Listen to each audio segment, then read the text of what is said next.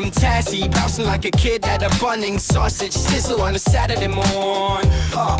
Season 3's lit, laptop lifestyle, dad show, hero makers. Season is born from AI funnels to social selling grit. Now it's hero making time. Strap in, this is it, yo.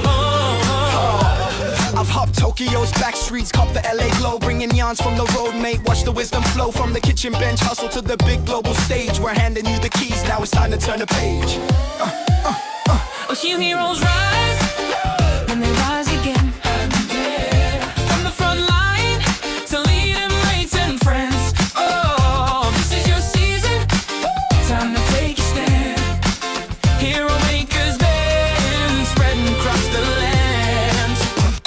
I'm the pumped up platypus from Sunny QA. More bounce than a kid who spotted the ice cream van. You see, two Wizzy dads, mate, bringing boom source seed, helping legends step up, take the driver's seat. We're not just here to yab a raw, spin ya a line. We're handing you the mic so your voice can shine. From Tassie to Tokyo, Goldie to Perth, hero makers worldwide, lifting leaders of worth. Jeff Rule's got the coffee double shot, mate, I'm wide. They platypus at the pool party, still floating our tide. Jeff from barbecues to boardrooms, we bring the yarns and the tools, helping legends lead strong and break all the rules.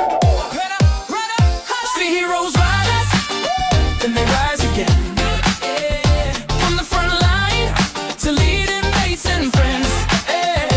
This is your season, time to take a stand.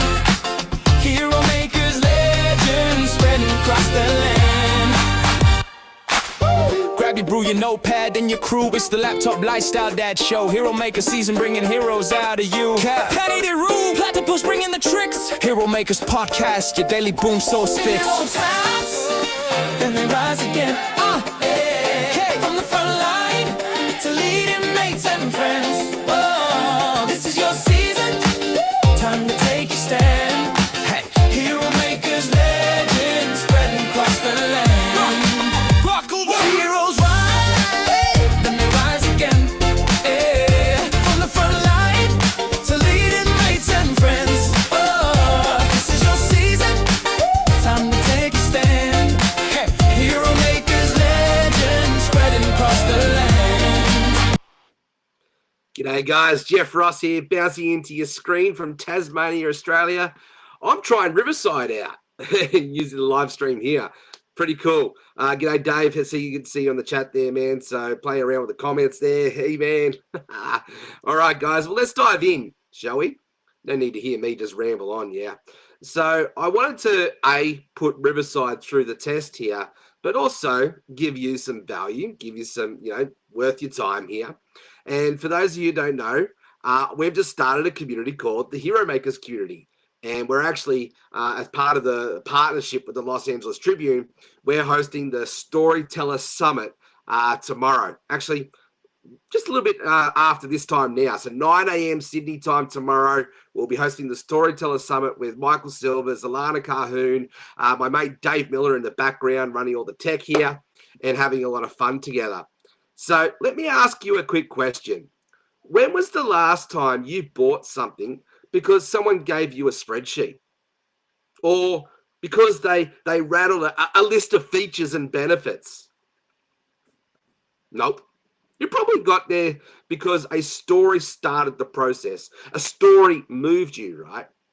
And today I want to really just take some time here and unpack why stories sell, why stories compel.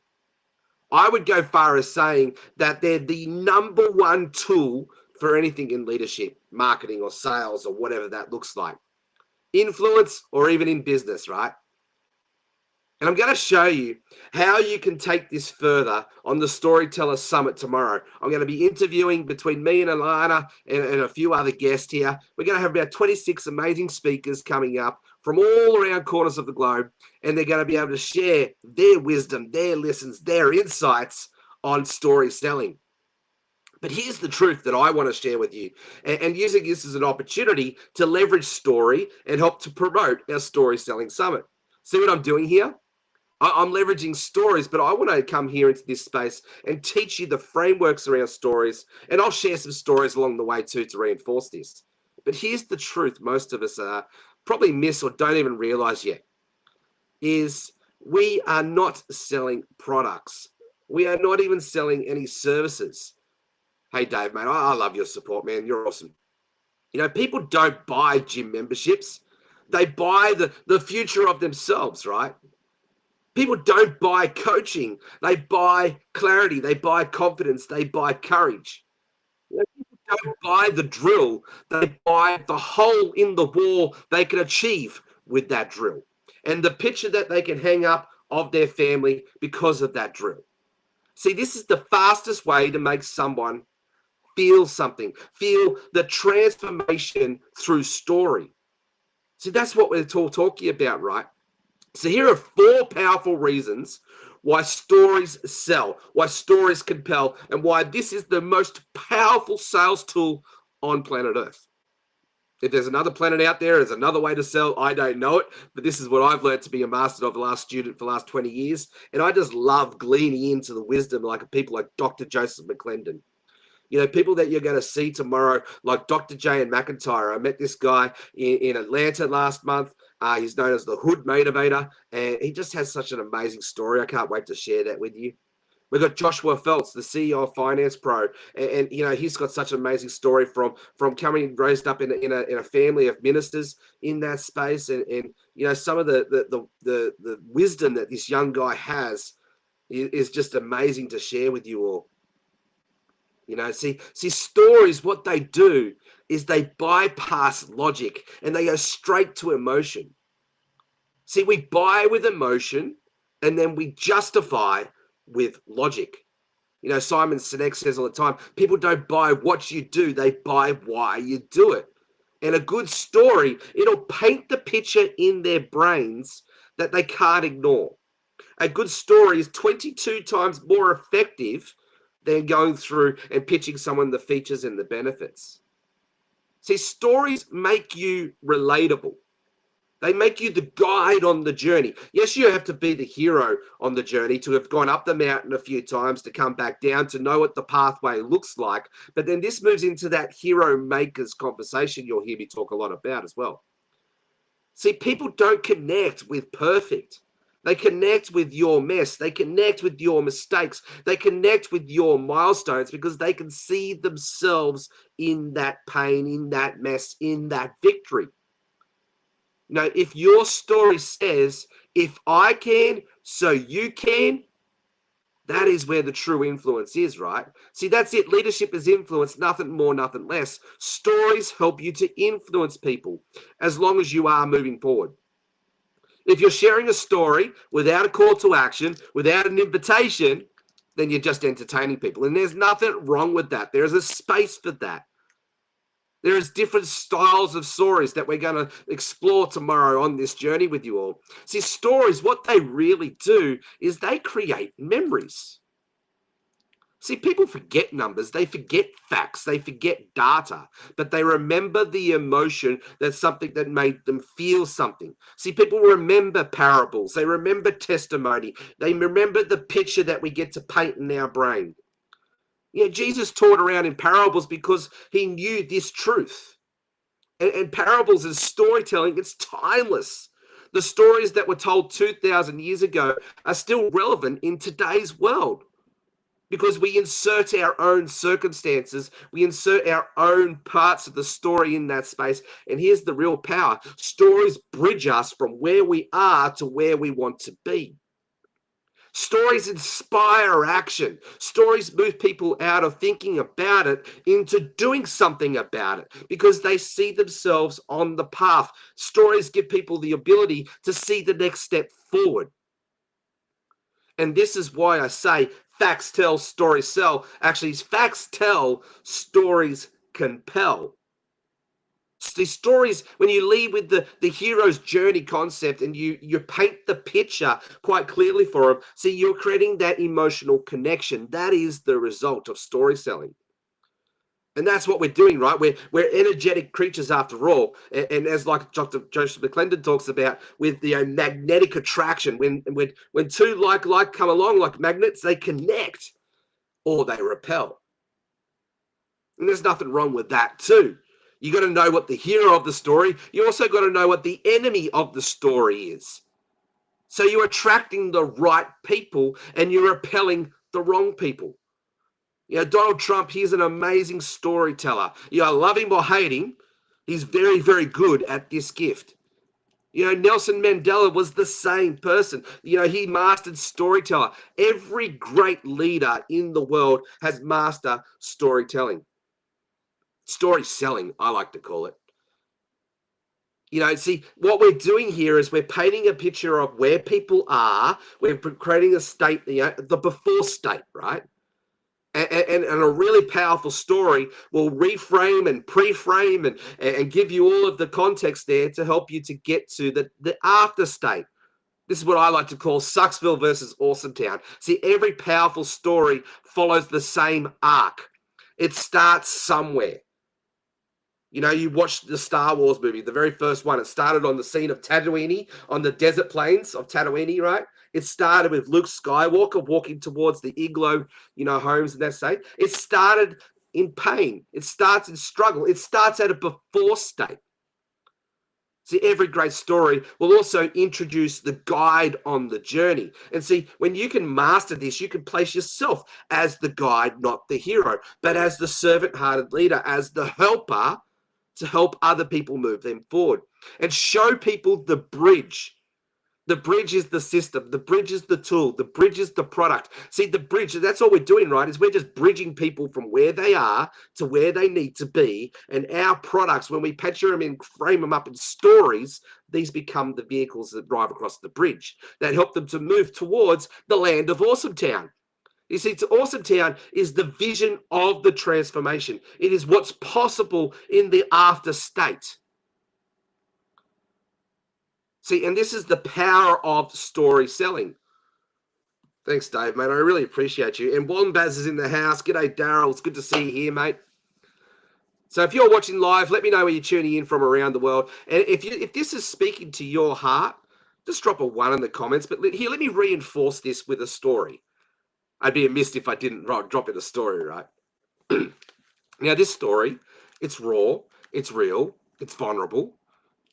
It normally moves people forward. And then when you can find a really good story and you can master it, it's not your story to keep anymore. It's an injustice for you to keep that story because that story is a piece of someone's hope, a piece of someone's possibility, a piece of someone's joy. It's selfish to keep these stories to ourselves if they can help other people get out of Sucksville, is it not?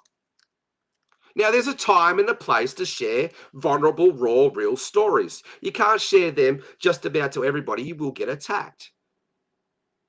But if you're in a space that you know you've got a story crafted down that moves people forward and you can stand and take those attacks sometimes, then that's okay. Because a really good story will attract and it will repel people. And it's in our belief and it's in our confidence, in our posture that moves people. But this is the power of story selling. It's just a transfer of belief, a transfer of energy in that space. See, for those of you who don't know, I'm actually an online church planner. My wife and I started an online church. Yeah, specifically to help people, you know, who were on the fringes of society, people who may be homeless or maybe hurting or whatever and couldn't get to a traditional church or for whatever reason wouldn't set foot in a traditional church. You know, and I was like that when I first started too. See, I was an atheist 11 years ago. And see, I tried to keep up with the Joneses. I grew up in an environment where I thought I had to have the nice cars, the nice horses, the nice. And I grew up in an environment where I put that weight on myself and the expectations of myself to try and perform to other people, to help them to love me, to need me. And I put myself in a position where I felt like I was failing everybody around me, my wife, my kids, my family.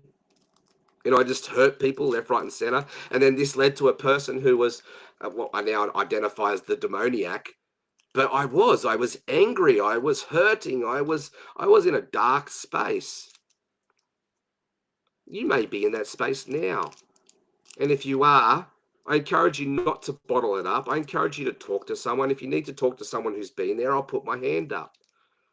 Because we're not created to do life on our own. Because when we're only consuming, We're leaning towards death and depression. See, us humans, we're designed to create. We're designed to be in community. We're designed to be in life-giving activities. And I wasn't. I was addicted to gambling. I was smoking pretty heavily and drinking pretty heavily at the same time. I was verbally abusive to my wife and my kids. Not proud of the fact, but I was. I was a hurting person, and I had convinced myself that the world would be better off without me. I got to a state in that story I kept telling myself. I started to believe that story so much so that one night, actually around this time of the year, I almost tried to kill myself. But love had better plans for me. Love interrupted the story. See, at 2 o'clock one morning, I had the bottle of Jamison's in one hand. I had the pills in the bottle of Lyrica in the other hand, and Tramadol and just about every other pain pill I could find in the house. And I had planned, I had psyched myself up to drink that whole bottle of Jamison's and swallow the handful of pills and not wake up the next morning.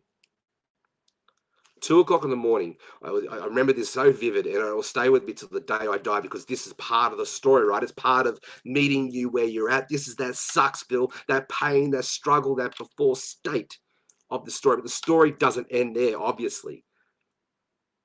Love interrupted the pattern. See, my son, he was a beautiful son. At the time, he never woke up. He was such an awesome baby. But he was 2 at this time, and he walked into the bathroom, and he came looking for me, and he said, "Dad, what are you doing?" He didn't know what I was doing, but I dropped to my knees in that moment. See, love interrupted the pattern. See, God used my son at that stage to interrupt the pattern. At this time in my life, I didn't believe in God. I didn't believe in something bigger than me. And I was hopeless. I was lost, and I was hurting, and I was so dark. But see, I fell to my knees, and in that moment, I made a vow.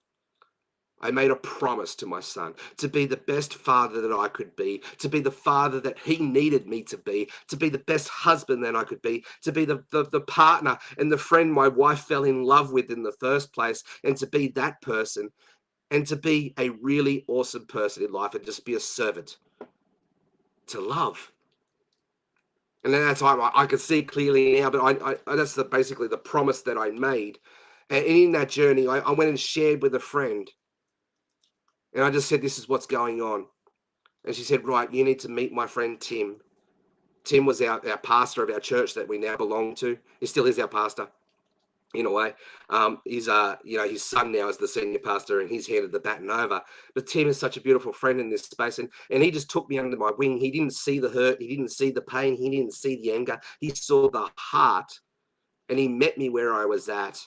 And he gave me space to open up, and he gave me space to go through the messy heart of it all and just listen and lead me in that space. And so we started Bible discovery, and I really started to get to know who Jesus was. At this point in my time, I just thought Jesus was a made-up myth, a con man, if you will, even if he was something real. And so I come to realize that really, look, I adopted my father's point of view on this whole story, and I really didn't wrestle with this enough to go deep with this and come up to my own convictions. So I thought, right, what have I got to lose? I've tried everything the world's had to offer. It hasn't worked for me. So what have I got to lose? So I went all in. And I found a beautiful, beautiful relationship with my best friend, and, you know, my master, my king, if you will, Jesus Christ. And I just learned in that process over the last 10 years, all I've done to do, and I'm far from perfect, and I'm definitely on a journey, and I'm getting better at every day. But on this journey, all I've done is I've just learned to love God, love myself like I love God, and to learn to love others and teach others to do the same thing. You know, so much so, I feel like it's a calling on my life now, so much so to teach others to do the same thing that Sarah and I started an online church called Today's Discipleship Community. We meet up on a Monday morning at 10 a.m. Sydney time, every Monday morning, which works out to be 8 p.m. Eastern Standard Time, New York, on Sundays. And we just get together and we just do discipleship. We look at the Bible, we look at the lessons, we look at ways that we can obey Jesus' commands. But more importantly, what we do is we look for ways to go deep into this space to learn to love ourselves, to love God, and to love our fellow neighbors. And to be more effective in that role, to be more empowering in that role, and help others to do the same thing and duplicate that same result. See, that's discipleship, that's relationship, that's faith. And so we've been on this beautiful journey for the last 18 months, and we've seen amazing stories. It's been wild. It's been messy. I felt like when I started this, like I needed this to do this like a hole in the head, but I couldn't put it down, and I had to do it for this very reason. See, that's a powerful story, is it not? And if you're you're engaged in that story, you're connected to that story, and you want to reach out and have a conversation with me, please do. Let's chat. If you want to come to, being part of our online church, please do. Let's have a chat. Love to invite you to that. There is no pressure whatsoever. I'm here to serve, not sell. And just be a part of the journey to lead you to Awesometown. The promised land, the joy, whatever it is, the fruits of the Spirit when you're on this journey. Joy, peace, purpose. See, that's the big thing that I'm going to leave you here. See, I had a life that had no purpose before, but now my life is full of purpose. And because of that purpose, I now have joy. I now have peace. I now have love. And that is what we're offering here in this space.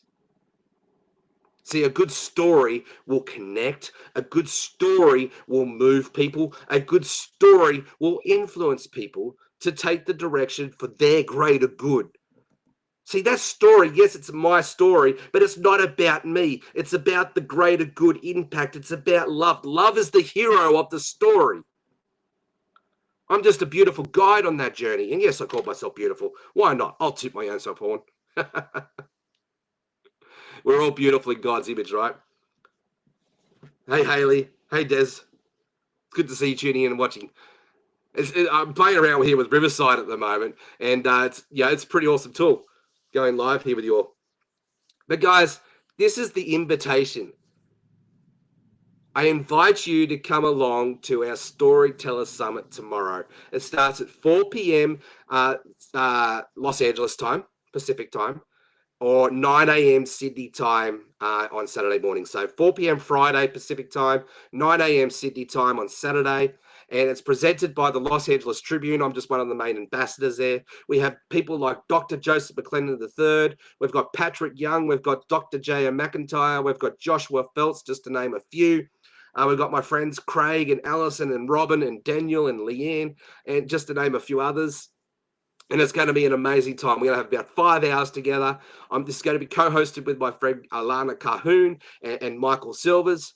And my mate Dave Miller, my business partner Dave Miller, is going to be in behind the scenes running all the tech for us all. And it's just going to be an amazing time. Hearing from other people's stories that connect and move us, and learning from their wisdom as well. Make sure that you register for this event. The link is in the comments, but it's www.lat for Los Angeles Tribune. So latspeakerssummit.com. The link should be in the comments here or on this post for you. Make sure you go register, because we will have a follow-up event that we'll announce on the Storyteller Summit tomorrow for you to come and connect with us and build a stronger relationship with us and be part of the community, because that's what it's all about, right? And it's my absolute pleasure and blessing to be your guide on the journey. But here's the key takeaway. I really want you to take away from this live. You don't need to be perfect. You just need to be real. See, learn to tell your story in a way. Learn to listen for others' stories and learn to connect those stories to transformation. That's why stories sell. And that's what we're going to unpack tomorrow deeper in the Storyteller Summit. It's going to be such a game-changing event. I know it is. And I look forward to seeing you there. Let's go make hero makers. Let's go make histories. And let's go share our story with the world to be able to help people move from Sucksville to Awesometown. I look forward to seeing you there. All right, guys. That's all I have for you today. Thank you, Kiara. Thank you, Daryl. Appreciate you all. Yes, Desmond. We are survivors. We made it to the other side for a reason. People who haven't been there, done that can never truly understand the pain, the self-hate, the loathing of oneself. Owning it and moving forward is empowering. So true. Yeah, thanks, Des. I really appreciate you, mate. Thanks, Daryl. Thanks, Jaya. All right, guys.